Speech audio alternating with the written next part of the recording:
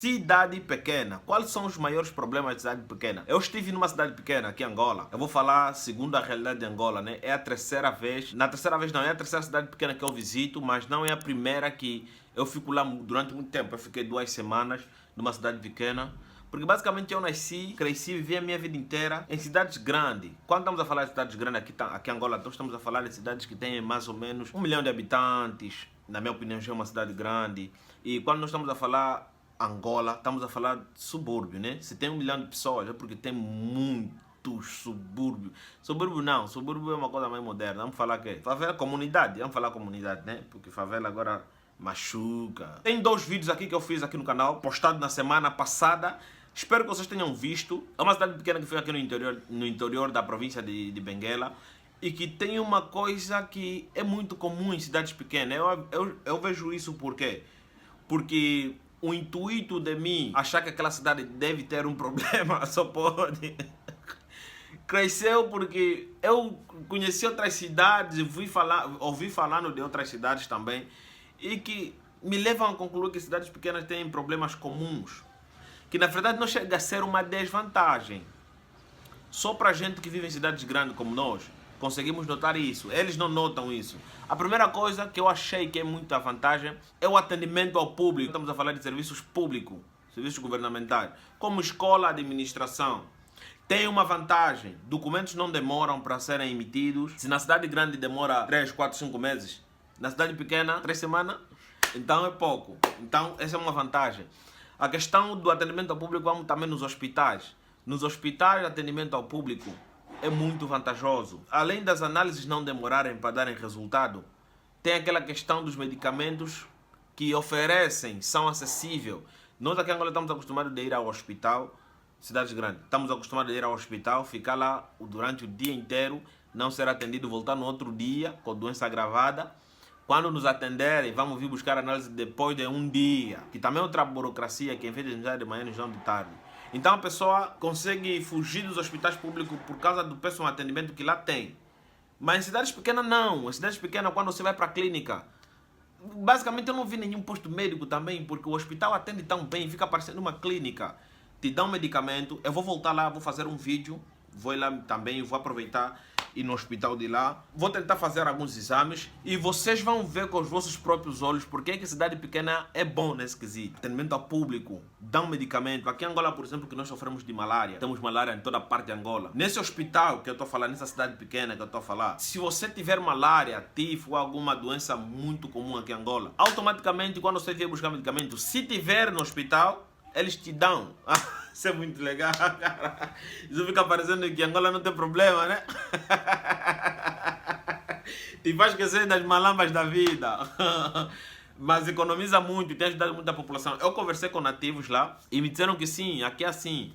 Essa nova administração tem essa modalidade de entregar medicamentos à população. A administração antiga, os próprios administradores criavam suas próprias farmácias e onde depositavam o medicamento do Estado. É uma roubalheira que tinha, mas agora está bem melhor do que antigamente. Né? Nos últimos 5 anos está bem melhor do que antigamente. Então, o hospital é muito legal. E fora que alguns exames só são feitos nas clínicas. O básico, os hospitais conseguem resolver o problema do povo, porque é pouca população. Entendeu? Além de ser pouca população, as pessoas lá não têm, também não ficam tão doentes rápido, não ficam muito doentes, porque viver no campo é uma coisa muito linda. Outra característica são vilas. O que são vilas? Vila basicamente é sede de um distrito, de uma cidade. Antigamente aqui em Angola foram feitas diversas vilas para centros de cidades. Normalmente vila abriga mais ou menos ali que no máximo dos máximos 100 pessoas, 100 mil pessoas, desculpa. No máximo dos máximos 100 mil pessoas. Aqui, por exemplo, aqui no Lubito tem uma vila. Está aqui próximo. Catumbela também tem vila. Quase todos os municípios daqui da província de Benguela tem vila.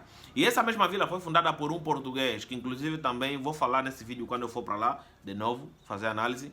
E vocês conseguem notar que as vilas são quase todas iguais. Tem uma paróquia, é pequena, é delimitada, só os asfaltos, mas agora as zonas adjacentes estão ser incluídos nas vilas. Basicamente a vila está a perder aquele sentido que tinha antigamente, que era uma zona limitada, mas agora está a se expandir. Isso é muito legal. E as vilas normalmente é que são as sedes são as capitais de certos municípios. Então, isso é top. Eu gosto muito dessa característica. Vamos começar a falar agora da parte ruim de cidades pequenas.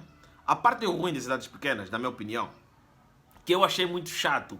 Achei muito chato, muito chato. Chato. Entendeu?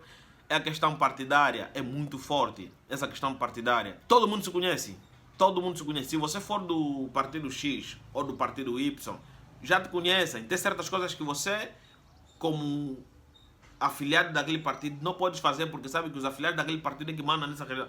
É como se tivesse uma divisão de poder. Os sobas são respeitados, mas na sua determinada área, que é tradicional.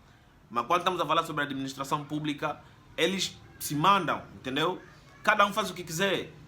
Somos do MPLA, então vamos fazer o que é do MPLA. Somos da UNITA, então vamos fazer o que é da UNITA. E uma característica é a corrupção. A corrupção gira num núcleo pequeno, fica parecendo uma... É comuna, né? Rola um sistema comunista muito forte. Se você trabalha, comes. Se você não trabalha, comes. Mas não desenvolves. Cara, isso me incomodou bastante. Sabe por quê? Porque até os que trabalham não desenvolvem se não se afiliarem no governo. Nunca deixam os seus de fora. Isso é ruim porque trava totalmente o crescimento da cidade. O filho do tio X, o filho do fulano, o filho do amigo X, não faz parte do serviço de uma comunidade que o governo está tentando organizar, de um evento. Automaticamente ele é incluso só porque é da cidade, viveu ali, cresceu ali, o pai dele é dali, a família inteira dele é dali. Então, automaticamente ele vai fazer parte. Não precisa ter dinheiro, só precisa ser conhecido. Todo mundo se conhece.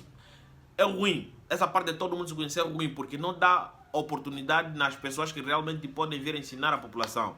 Como, por exemplo, o tribalismo. É muito batido nessa tecla do tribalismo, porque essa questão de todo mundo se conhecer cria tribalismo. Por mais que todos são das mesmas etnias, entre eles tem aquela subsecção de pessoas, né, que se escolhem, se acham superior aos outros, uns se acham inferior aos outros. Então isso acaba criando um conflito interno entre eles. Mas com os forasteiros, né, porque é assim que se diz, né, forasteiros.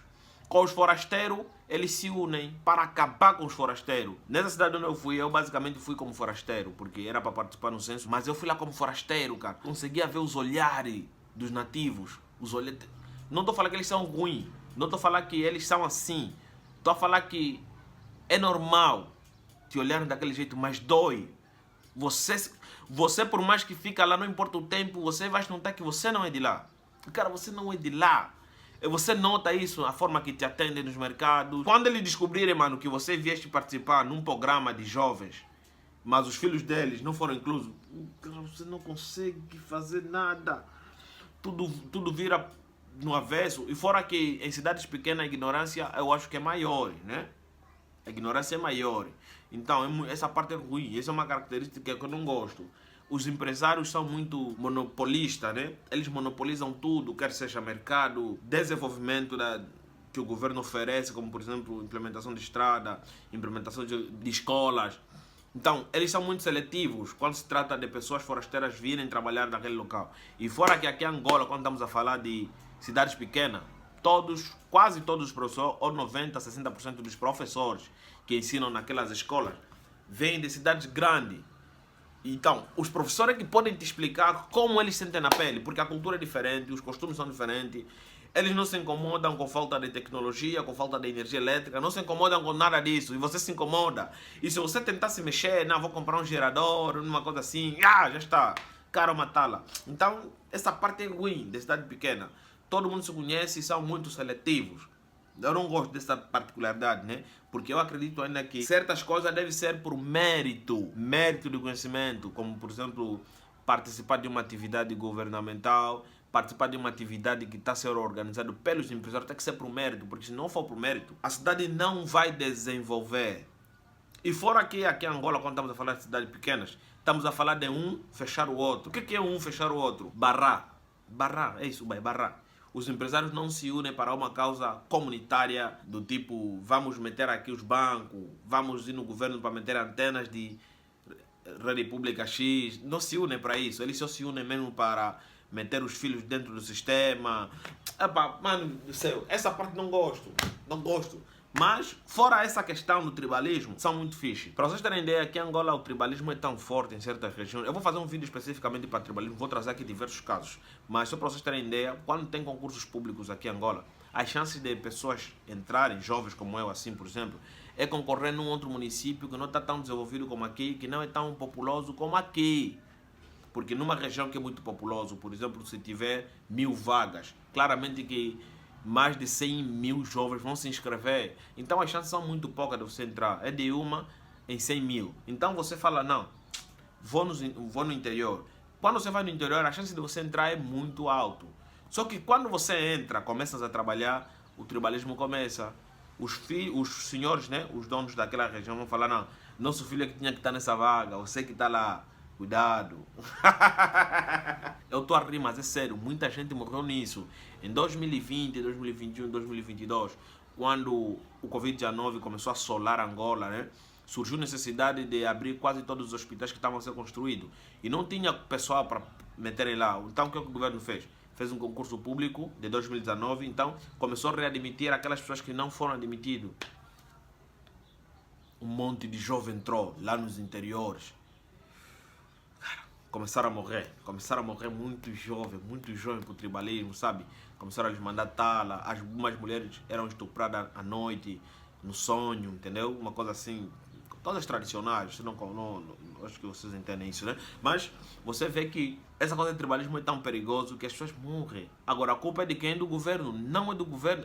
Eu estava a conversar isso com alguém e falei, não, o que faz as cidades pequenas não crescerem aqui em Angola, não é o governo, não é a própria população local, porque a população local às vezes não quer trabalhar, não quer estudar, não quer pelo menos se capacitar até o ensino médio que é base, não quer se capacitar, mas quando o governo abre vaga com critérios de que só pode entrar quem tiver ensino médio, vem gente de uma outra província para lá, eles ficam chateados, então querem como? Como é que isso é culpa do governo? Mano, é isso aí. Deixa aqui todo descontentamento sobre a cidade pequena, mas fora isso que eu falei aqui, acho que são duas coisas ruins, né? O tribalismo e a seletividade de pessoas a trabalharem em determinadas áreas. Não tem mais. Tudo é legal, cidade pequena. Fora isso, tudo é legal. Passa a ser um problema, né? Porque te faz parecer que Angola não tem nenhum problema, né? Mas, agora, falando sobre as escolas no interior são muito ruins. Muito ruim. Ainda até agora, tem pessoas que trabalham ensinando as crianças em árvores, sabe? Colam um quadro numa árvore, numa árvore de mucua, né? No imbondeiro, e ensinam as crianças debaixo das árvores. Ainda tem aqui em Angola. É triste, isso é triste. Mas é isso aí. Esses são os pontos, são poucos pontos que eu fui observando. Eu vou trazer mais aqui pontos sobre cidades pequenas e características das cidades grandes aqui em Angola. Me diz aqui embaixo se você também já notou isso em cidade pequena. E se você vive em cidade pequena, me diz aqui a tua experiência. A cidade pequena que você vive está desenvolvida? O pessoal entende que às vezes é necessário implementar gente de outras regiões para trabalhar e ensinar e capacitar as pessoas locais? Eu sou a favor de que, se não tiver pessoas capacitadas para certos cargos naquela região, cara, tem que vir de outra região. Porque até os administradores são locais, então você já vê que atrapalha muito às vezes. Então é isso aí, nos vemos na próxima, inscreva no canal, ative as notificações. Você me segue aqui no canal 41, Las Vidania.